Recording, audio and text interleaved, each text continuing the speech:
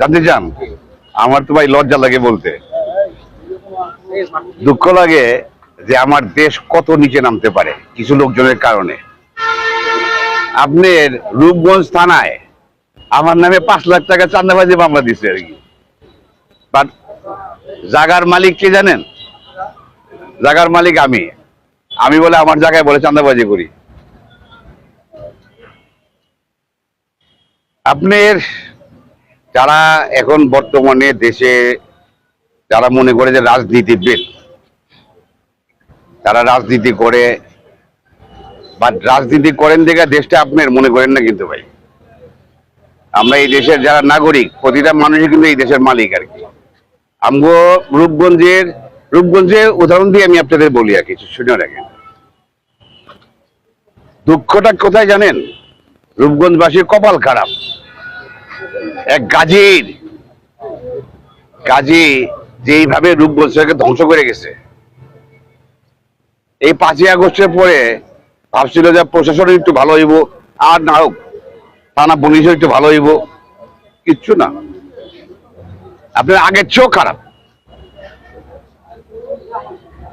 বাংলাদেশের যে কোনো জায়গার থেকে অবৈধ অস্ত্র সবচেয়ে বেশি কোথায় আপনি জানেন? আপনি প্রশাসন লোকজনদের জিজ্ঞেস করে দেখেন। রূপগঞ্জে, বাংলাদেশে যে কোনো উপজেলা থেকে সন্ত্রাসী কোন জায়গায় জানেন? রূপগঞ্জে। সেটা আগে যা ছিল তার কিন্তু কয়েক ডবল বাইরে গেছে।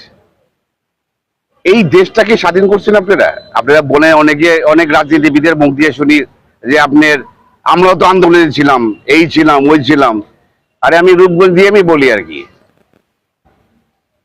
আপনার ওই যে রূপগঞ্জে 16 বছর কেউ কোনো কথাবার্তা বলতে পারছে?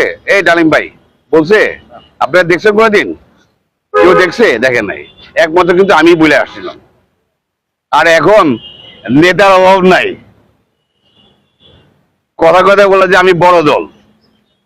আরে বড় দলটা তো তোরা ডুবাইতেছিস বেটা।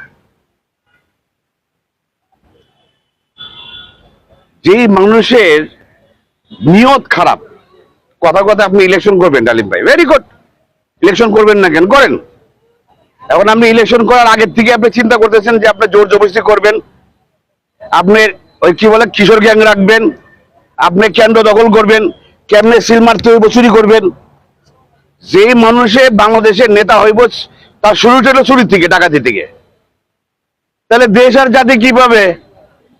বলেন আমারে, বলেন কি পাবে? কিছু পাবে? কি পাবে? ওই একই জিনিস পাবে।